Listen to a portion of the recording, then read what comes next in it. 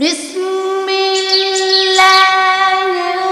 الرحمن الرحيم إذا جاء نصر الله والفتح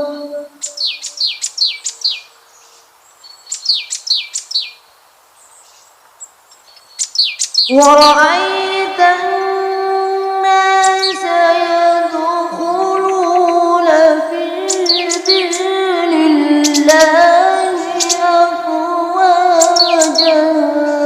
فسبح بحمد ربك